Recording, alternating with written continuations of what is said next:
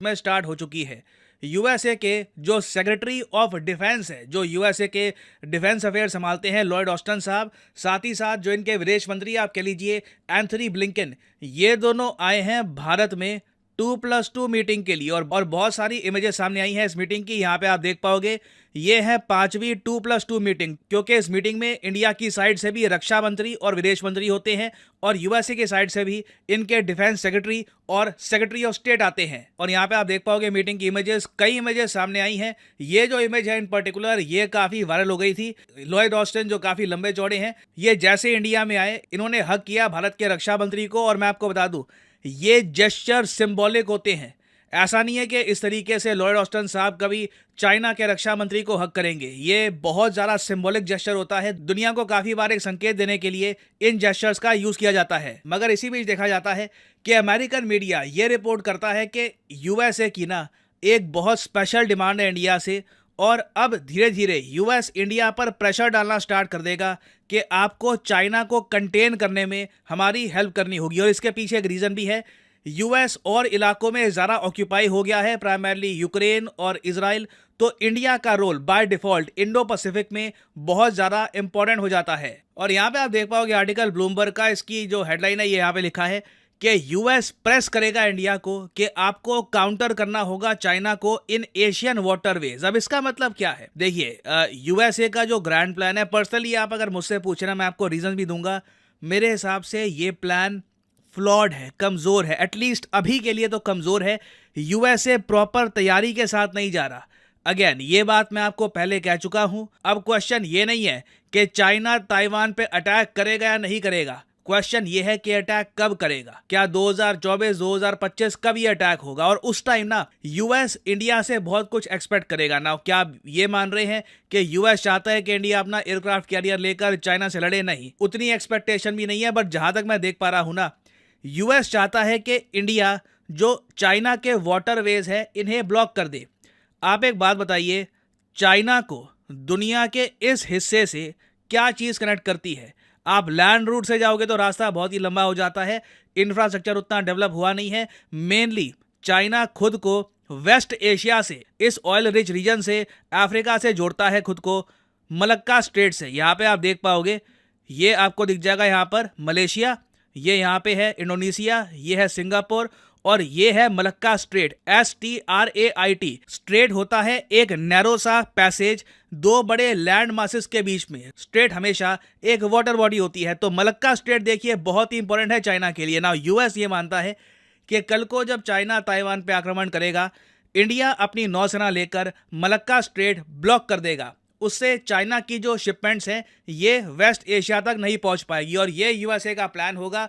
देखो, ताइवान पे ऐसा नहीं है कि चाइना एक दिन पर चढ़ाई करके आराम से पूरा कंट्री कब्जा लेगा, ऐसा नहीं होने वाला। जिस तरीके से यूक्रेन वॉर बहुत लंबी खिंच गई है, हो सकता है कि ताइवान चाइना की जो वॉर है ये भी कई महीनों तक चले। तो ऐसे टाइम में यूएस ऑब्वियसली चाइना पे सैंक्शन लगाएगा, जापान भी सैंक्शन लगाएगा। और बहुत ही इंपॉर्टेंट होगा कि चाइना के जो ये ट्रेडिंग रूट्स के मेन पॉइंट्स हैं इन्हें ब्लॉक कर दिया जाए।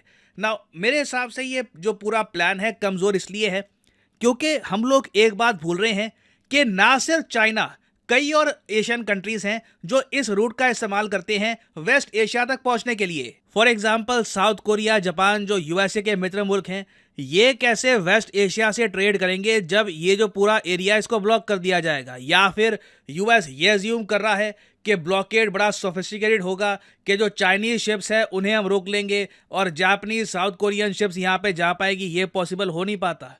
This is not going to be possible at all. और साथ ही साथ हमने ये भी नहीं सोचा कि जो आसियान देश है, जिन कंट्रीज का प्रॉपर यहाँ पे वजूद है, क्या ये यूएसए के ब्लॉकेड को सपोर्ट करेंगे?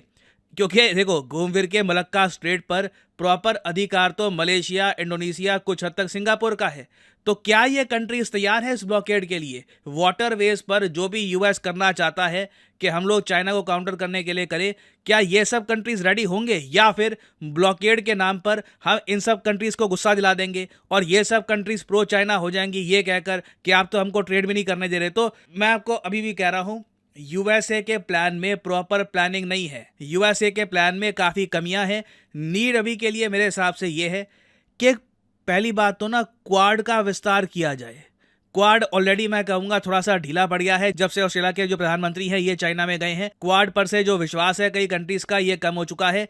तो मेरे हिसाब से नीड ये है कि भारत में 2024 में जो क्वाड समिट होगा ये एक भव्य क्वाड समिट हो, मेगा क्वाड समिट, जहां पे यूएस अपनी फुल फोर्स दिखाए और कई कंट्रीज को क्वाड प्लस का पार्ट बना दिया जाए। उनमें से मैं कहूंगा बहुत ही ज्यादा इंपॉर्टेंट है ये मेन कंट्रीज, ये आसियान देश। ये कंट्रीज अगर प्रॉपरली खड़े होते हैं इंडिया के साथ तो एक तरीके से आप कह सकते हैं एक पार्टनरशिप बिल्ड की जा सकती है जिसमें ये कंट्रीज कहेंगी ठीक है आप चाहते हैं हम चाइना की शिप्स को ब्लॉकेड कर दें, ठीक है हम कर देंगे, मगर हमें सिक्योरिटी कवर चाहिए होगा। भारत की मिलिट्री इंश्योर करेगी कि चाइना की नेवी सीधा यहाँ पे आके हमको अटैक करना ना स्टार्ट कर दे क्योंकि हम चाइना की शिप्स को रोक रहे हैं। तो बहुत सारी चीजें हैं, इन पर ध्यान देना काफी इंपॉर्टेंट है। नहीं तो ये जो प्लान है सुनने में अच्छा लगता है बट इंप्लीमेंटेशन इसकी नहीं हो पाएगी। और इंडो पैसिफिक के अलावा एक बहुत ही इंपॉर्टेंट टॉपिक जो डिस्कस किया जाएगा इस मीटिंग में, 2+2 मीटिंग में, ये है बांग्लादेश।